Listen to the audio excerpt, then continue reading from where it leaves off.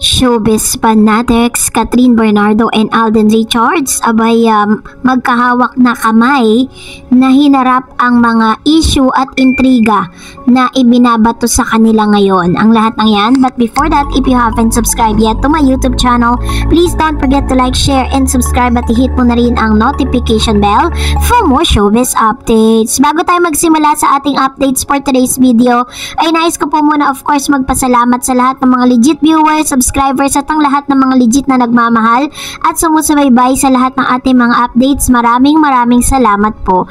And for today's video, ito na pag-usapan natin dahil ito medyo mainit-init pa yung issue na to. Pinag-usapan po siya at i-pinost po siya ng isang online news, no? Ng PM or PhilippineStar.com pangmasa.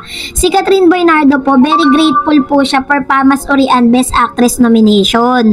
Kasi Catherine Bernardo expressed her gratitude for receiving nomination as a Best Actress in 72 Filipino Academy and Movie Arts and Science Pamas and the 47th Gawad Orian Award for her role in a film Very Good Girl. Oh my God, I'm super grateful. Actually, when I saw the nomination, it didn't sink it until the producer messaged me that first for me. So I'm not expecting anything. I'm just really grateful. So win or lose, the other nominee also deserves, sabi niya. The competition for Best Actress as Pamas is fierce, with Bernardo contending against actresses such as Sharon Cuneta, The Family of Two, Charlie Dizon for Third World Romance, Eugene Domingo for Becky and Badette, Marian Rivera for Rewind, and Maricel Soriano for His in His Mother's Eyes. Kung makikita po natin, grabe yung mga niya, diba? Mga kalaban niya, talagang masasabi mong premyadong mga aktor, premyadong mga aktres, Eugene Domingo, Sharon Cuneta, Maricel Soriano, and Marian Rivera, pero ang isang Catherine Bernardo ang nagwagi. At the Gawad Orian Awards, Bernardo faces competition from Gabby Padilla for Gitling, Max Eigenman for Raging Grace, and Charlie Dizon for Third World Romance. In response to her nomination, Bernardo expressed her excitement stating, "Oh my God, grabe, I'm super grateful." Actually, nung nakita ko nomination, hindi na siya nag-sink in hindi pa siya nag-sink in sa akin until the producer messaged me. So, very grateful nga ang isang Catherine Bernardo patungkol sa bagay na ito. Pero hindi pa po natatapos dyan dahil ito pong award na natanggap di umano ni Catherine Bernardo at Alden Richards ay iniintriga. No, sabi po ng PhilippineStar.com ay may intriga pong lumabas, no, patungkol sa bagay na ito. Grabe, hindi na natapos-tapos ang mga issue at intriga. Pero ang maganda dito, magkahawak kamay nilang hinarap yung mga intriga na ito. Para sa taong 2023, sinasabing ang pelikulang may pinakamalaking kinita ay ang Rewind ng mag-asawang Dingdong Dantes at Marian Rivera noong nakaraang Metro Manila Film Festival. Kaya naman silang dalawang tinawag ngayong phenomenal box office star in Philippine cinema. Pero bakit nila binigyan ng titulong box office queen si Catherine para sa pelikulang A Very Good Girl at si Alden naman ang tinawag na box office king dahil sa pelikulang niyang 5 Breakups and a Romance? Nagkalituhan tuloy sino nga ba ang bida at sino ang hindi. Bakit kailangan magbigay pa ng bagong title ang kumitang pelikula at tapos ay i-maintain pa rin ang original nilang award na box office king and queen? Parang malis na sila ang ideklarang king and queen ngayon, dapat binigyan sila ng award batay sa taon ng pelikula nilang naging malaking hit. So naging questionable po sa lahat kung bakit daw year 2023 pa daw di umano nangyari yon, di ba? Pero in the year 2023 December, pumatok din po yung pelikula na Rewind. Kaso nga lang, di ba, parang nawala po kasi tinanggal po kasi hindi po nagkaroon ng recognition para sa mga talagang masasabi mong humakot ng maraming salapi dun sa movie na yon dahil nagkaroon nga ng pandemic. Yun yung hindi nila maunawaan. So parang kini-question ngayon kung bakit daw si Alden Richards at si Catherine Bernardo ang binigyan ng ganitong award. Ano ba yan? Binigyan din naman po ng award itong si Miss Marian Rivera at si Dingdong Dantes, 'di ba? Na ngayon ay phenomenal box office stars ng Philippine cinema.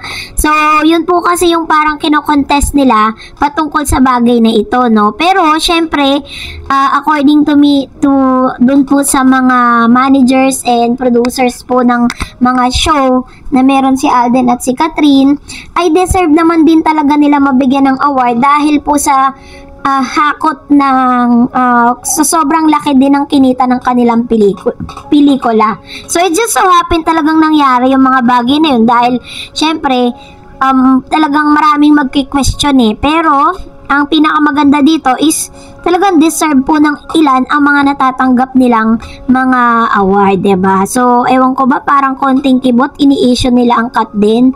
Talagang malaki po yung laban na hinaharap po ngayon ni Catherine at ni Alden Richards. Kaya naman, mag-react tayo sa ilan sa mga komento ninyo patungkol sa ating latest update.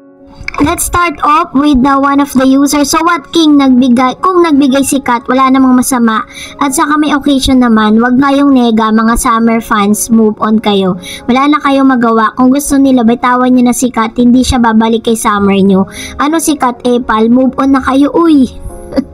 Kasi diba parang nabalitaan natin si Miss Catherine po ay nagpadala ng kanyang regalo para po dun sa lola ni Mr. Alden Richards na si Lola Linda. So, dahil po doon, totoo naman po wala naman talagang masama doon, 'di ba? Dahil regalo naman 'yun. At ganoon naman talaga yung language of love nitong si Miss Catherine, giving gift. Sabi naman ni Olive, DJ will keep doing what he's doing because it runs in his family of being womanizer.